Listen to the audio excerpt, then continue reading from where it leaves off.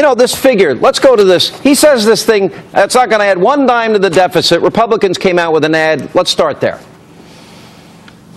Nothing I'm proposing tonight should increase our deficit by a single dime. Healthcare reform will not add one dime to our deficit without adding a dime to our deficits. I won't sign it if that reform adds even one dime to our deficit over the next decade. And I mean what I say. Simple rule that says Congress can't spend a dime without cutting a dime elsewhere. This legislation is fully paid for and will not add one single dime to our deficit. We will not pay for health insurance reform by adding to our deficits. I will not sign a bill that adds a dime to our deficits, either now or in the future. I will not sign a plan that adds one dime to our deficit. And the only way we can do it will not add one dime to our deficit. If Washington starts taking responsibility for every dime that it spends, so that it doesn't add a dime to our deficit. 58.6 trillion dimes, Mr. Levin. You know, I would say to the president, why do you keep lying? Why do you keep lying to the American people? A Castro-like speech last night, albeit in English. Lie after lie after lie. I'll tell you why you keep lying, because your record stinks. 23 million people are unemployed. Real unemployment's almost 15%. You didn't say any of this in your long speech last night. 1 in every 4 families affected by unemployment. 8.5 million people have left the workforce, the lowest since 1948. 1 in 6 people live in poverty. Median family income has dropped by 5%. Meanwhile, the members of Congress are jumping up like clapping seals, applauding all this. Gasoline prices, the highest on record for any February 13th. The economy actually shrank. Nearly 25 cents of every dollar produced in our economy is taken by the federal government. He didn't say any of this. He didn't say any of this because it's embarrassing. It's a disaster. And here's the problem.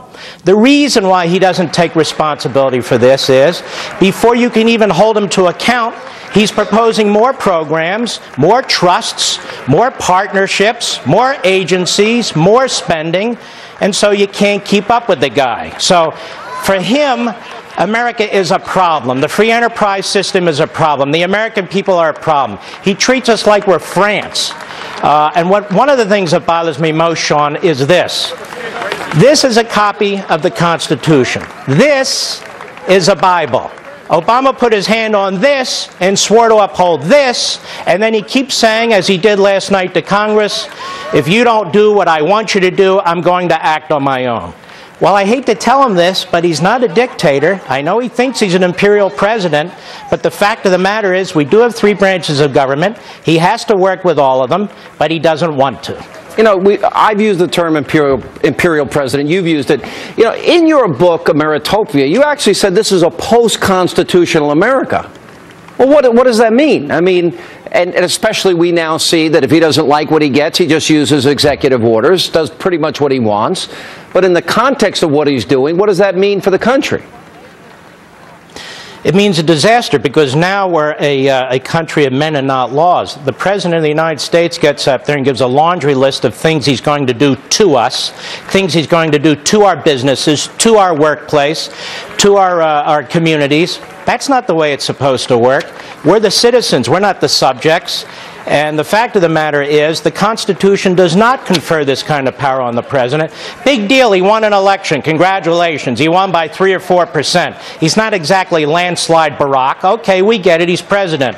But the Constitution was not up for election on election night. And I'm sick and tired of him and his party and his sycophants constantly promoting ideas that will attack it. As an example, the Second Amendment. All of his proposals on how to change the Second Amendment.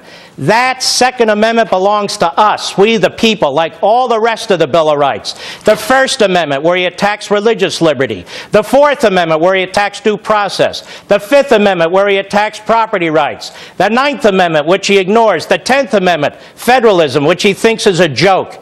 It's not a joke, and we need to start speaking out about this. Right. One of the things you commented a lot, and you know, look, Republicans have a single house. If they are not united, then they have no power. So give me your best strategy. Look, and I'm going to get into Rubio in the next segment with you. You're sticking with us for 2. If I'm going to grab you out of the bunker, Levin, I'm holding you for 2 because it's a rare appearance.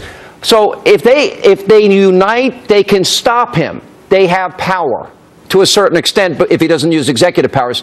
So what advice do you have for the Republicans? How do they battle this guy when he's using the same rhetoric, the same class warfare, predictable stuff? I mean, we saw it all last night on display, the same stuff. I'll tell you how. Start acting like men and women. Start toughening up. Start drawing lines and mean it. Just say no, as Nancy Reagan used to say, but just say no to Obama. Obama's addicted to government, he's addicted to debt, he's addicted to spending. Okay, well, we have a problem on our hands. We can't keep feeding it. So sometimes you got to make some tough decisions. If it requires shutting down the government a few days, you shut it down. Hell, we shut down the government every weekend. Everybody goes home, you know, except for essential services. Are they all there at the Agriculture Department and the EPA on Saturdays and Sundays? No. Well, we'll extend their weekend to Thursday or Friday. There are things that we can do and we must do, but most of all, speak out. Tell the American people what you see. Tell the American people what this administration is. Tell them what he's doing to this country. Stop acting like groomed politicians. Speak in plain English. What do you fear the most? I look at the debt and the deficit and I'm saying, how does America now rob for our kids? It'll be the first generation where we leave the country worse off than what we inherited. I look at the world as falling apart. He's cutting defense, and we're giving F-16s to the Muslim Brotherhood along with our best tanks. So I'm worried on the national security front. What do you fear the most? Well, I fear it all. I fear exactly what you say. It's across the board. This president has unleashed so many attacks on our system, on our society, and it's obviously quite intentional. That's what he means by fundamentally transforming America. What he means by that is hollowing out our military, which he considers imperial and colonial type of a military that has done negative things. Imagine that, the commander-in-chief. He is not securing the border despite the propaganda. Anybody goes down to the border, you know it. He's using executive fiats to undermine existing law, whether it's welfare and the work aspect of it, whether it's our immigration laws, and now they're destroying our health care system, one regulation at a time. I fear it all. The issue is, what do we do about it? What we do about it is we dig in and we fight him every step of the way. Whatever he wants, he doesn't get. When he violates the separation of powers doctrine and starts legislating by fiat, we go into court. If we lose in court, we take him to court on another matter.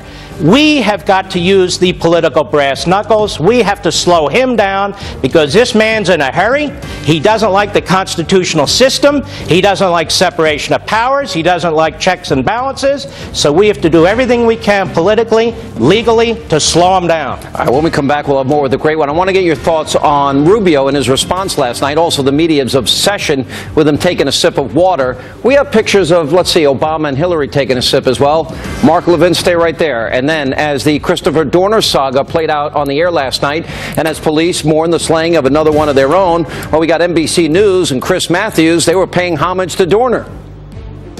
Yeah, I think it's one of those things in life, as we're seeing here in this tragic case, it'll probably get more tragic as the hours go on, that people can have a very high IQ, for example, tremendous sensitivity in certain areas, and also be emotionally troubled to the point of this horror story here. All right, we're going to play you the entire shameful broadcast from that last night, tonight here on this program, and then he stole the show from the president last night. So why are some liberals calling Senator Rubio a, quote, token slave boy? Don't worry, Chris Matthews offered up his insulting 2 cents on that. We have the details in the videotape. We'll get to it straight ahead.